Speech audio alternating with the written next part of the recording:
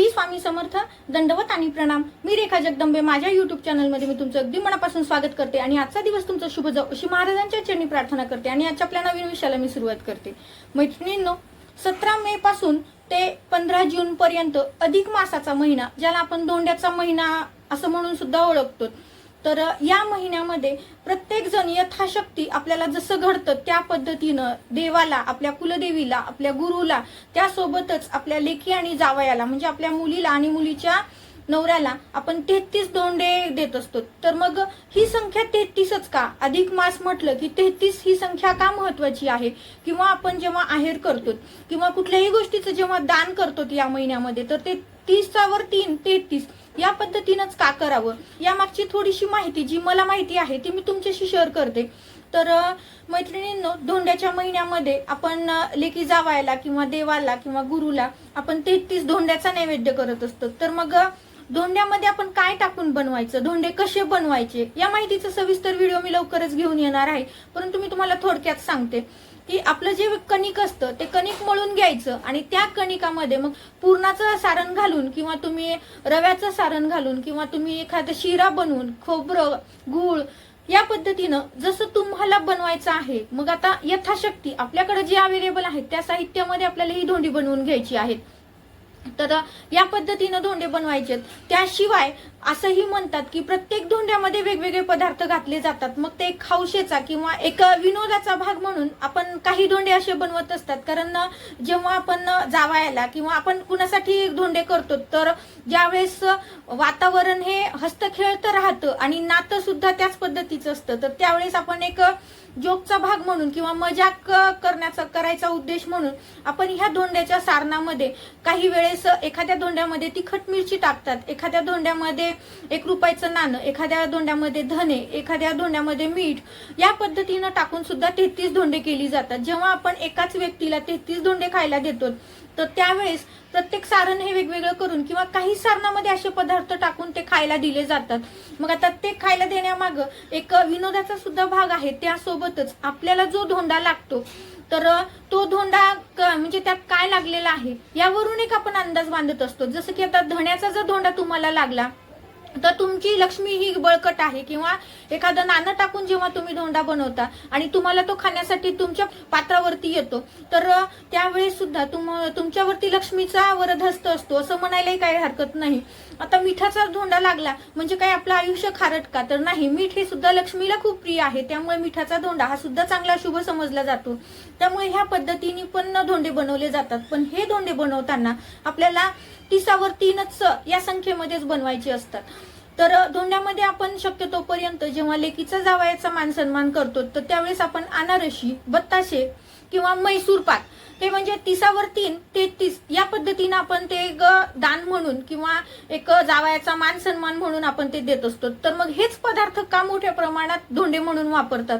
हे जे पदार्थ आहेत ते सच्छिद्र असतात, त्यांना मोठ्या प्रमाणात सगळे छिद्र असतात। जेवढ्या अनारशाला छिद्र किंवा होल जास्त पडतात तेवढी आपण अनारशी चांगली झाली असं म्हणतो। त्याच पद्धतीनं मैसूर पाकला सुद्धा मोठ्या प्रमाणात ते सच्छिद्र असतं आणि बताशे सुद्धा त्याच पद्धतीचे असतात। त्यामुळे अशी एक मान्यता आहे। आता वेगवेगळ्या भागात याबद्दल वेगवेगळी माहिती सांगितली जाते, पण मला जी माहिती आहे तीच मी तुमच्याशी शेअर करते। तर असं म्हणतात की सच्छिद्र पदार्थ जर असेल तर आपल्या मागे जर एखादा पितृदोष असेल, तर ते जेवढं सच्छिद्र झालं तेवढं आपल्या पितरांचे दोष आपल्याला कमी होतात आणि पितरांना पितृलोकामध्ये काही कष्ट भोगावी लागतात, तर ते त्यांचे भोग कमी होतात। त्यामुळे पितृ आपल्यावरती संतुष्ट असतात, त्यामुळे आपल्याला सच्छिद्र पदार्थांचं दान करायचं असतं। त्यासोबतच आता 33 धोंडेच का? तर अधिक महिना हा 30 म्हणजे 33 महिन्यानंतर येतो, त्यामुळे सुद्धा आपल्याला 33च दान द्यायचं असतं। तर 33 कशा पद्धतीने? तर 30 हे आपल्या महिन्याचे दिवस असतात, 30 दिवसांचा आपला एक महिना असतो, म्हणून 30 धोंडे। आणि 31वा जो धोंडा आहे तो आपल्याला पितरांसाठी म्हणजे पितरांना समर्पित करण्यासाठी, पितरांचे कुठलेही दोष राहू नये आपल्याला, यासाठी तो आपल्याला जावयाला समर्पित करायचा असतो। कारण जावयाला आपण विष्णू स्वरूप म्हणून त्याचं पूजन करत असतो आणि पितृदोष हा विष्णूचं जिथं पूजन आहे त्या ठिकाणी पितृदोष कसलाच राहत नाही। त्यामुळे आपण अधिक महिन्यामध्ये जावयाला 30 म्हणजे 33 धोंडे देऊन मान सन्मान करत असतो। तर 30 धोंडे हे एका महिन्यातले दिवस असतात आणि त्यातला 31वा जो धोंडा असतो तो म्हणजे आपल्या पितरांचा दोष आपल्यावरती राहू नये, की जेणेकरून हे दान आपण विष्णू स्वरूप जावायला जेव्हा देतो त्यामुळे आपल्यावरती पितृ संतुष्ट होतात. कारण ज्या घरामध्ये पितृदोष असतो त्या घरामध्ये कुठलीच कामं ही शेवटाला जात नाहीत किंवा यशापर्यंत जात नाहीत. त्यामध्ये अनेक अडचणी, अनेक समस्या येतात. बऱ्याचशा घरामध्ये विवाहाच्या समस्या असतात, संततीच्या समस्या असतात, नोकरीच्या समस्या असतात. नोकरी असेल तरी सुद्धा अर्थार्जनाचे मार्ग नसतात. शिक्षण खूप आहे परंतु अर्थार्जनाचे मार्ग नसतात. तर अशा वेळेस त्या घरावरती किंवा त्या कुटुंबावरती आपण पितृदोष आहे असं म्हणतो. तर आपण 31वा धोंडा जेव्हा जावायला समर्पित करतो तर त्याचं कारण म्हणजे हा पितृदोष आपल्यावरती राहू नये म्हणून हा 31वा धोंडा. त्यानंतर 32वा धोंडा. 32वा धोंडा आपण लग्न झाल्यानंतर मुलीच्या घरी पाणी वगैरे पिलं तर तो दोष आपल्यावरती राहू नये म्हणून आपल्याला 32वा धोंडा आपल्या जावायला समर्पित करायचा असतो. कारण पूर्वीच्या काळी असं म्हणायचे की लग्न झाल्यानंतर मुलीच्या घरी पाणी सुद्धा पिलं जात नव्हतं, पण म्हणजे हा एक दोष समजला जायचा. त्यामुळे हा दोष आपल्याला लागू नये म्हणून आपल्याला 32वा धोंडा हा जावायला समर्पित करायचा असतो की जेणेकरून आपण आपल्या मुलीकडे गेल्यानंतर आपण तिथं जे काही अन्नपाणी ग्रहण करतो तर त्या अन्नाचा, त्या पाण्याचा पण दोष आपल्यावरती असू नये म्हणून हा 32वा धोंडा आपल्याला समर्पित करायचा आहे. आता पूर्वीच्या काळाप्रमाणे कुणीही मानत नाही परंतु पूर्वीच्या काळी ह्या गोष्टी सगळ्या मानत होते किंवा ते पाळत होते. त्यामुळं हा 32वा धोंडा या उद्देशासाठी म्हणजे हा दोष आपल्याला लागू नये म्हणून जावायला समर्पित केला जायचा. त्यानंतर 33वा धोंडा. 33वा धोंडा आपण आपल्या गुरुच्या घरी किंवा एखाद्या ब्राह्मणाच्या घरी जर आपण अन्नग्रहण केलेलं असेल किंवा एखादं ज्या घरी विटाळ आहे किंवा ज्या घरी 10व्या दिवशी किंवा 13व्या दिवशी आपण दसव्याचं किंवा 13वीचं जेवण कुणाकडे केलेलं असेल तर त्या अन्नाचा दोष आपल्याला लागू नये म्हणून आपल्याला 33वा धोंडा समर्पित करायचा आहे. कारण आपण सगळ्या गोष्टी या गुरुला समर्पित करत असतो परंतु गुरुच्याच घरी जर आपण अन्न ग्रहण केलेलं असेल किंवा आपण असं म्हणतो की कुठलेही दान धर्म करताना जेव्हा आपण एखाद्या दाम्पत्याला दान धर्म करतो किंवा एखादं पात्र वाढतो तर त्यावेळेस आपण एखाद्या ब्राह्मण जोडीला आपण दान स्वरूपामध्ये आपण जे काही करायचं यथाशक्ती आपण ते देत असतो. तर मग एखाद्या वेळी जर आपण ब्राह्मणाच्या घरी जेवण केलेलं असेल तर तो दोष आपल्याला लागू नये. एखाद्याच्या घरी दसव्याचं किंवा 13वीचं निमंत्रण आलं आणि आपण नकार देऊ शकत नसाल तर अशा वेळेस ते जे अन्न आपण दसव्याचं किंवा 13वीचं खाल्लेलं असतं त्या अन्नाचा दोष लागू नये.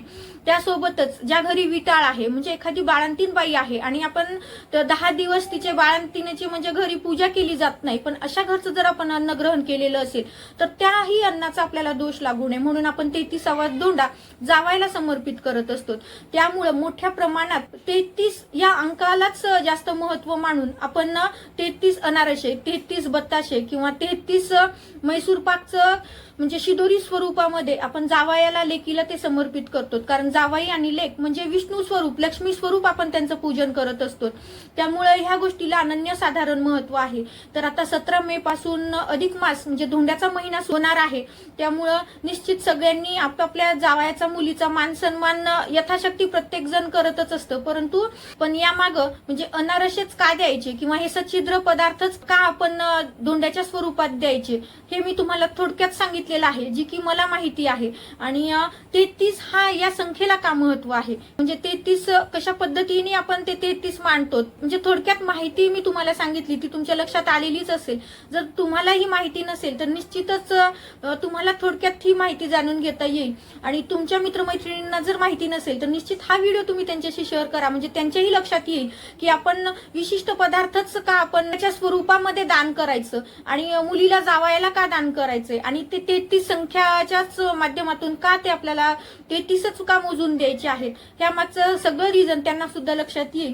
दिलेली माहिती साधी सोपीच आहे पण मला ती तुमच्याशी शेअर करावीशी वाटली. आवडली असेल तर लाईक करा, शेअर करा आणि आपल्या चॅनलवरती जर नवीन असाल तर चॅनलला सबस्क्राईब करायला मात्र विसरू नका. श्री स्वामी समर्थ. दंडवत आणि प्रणाम.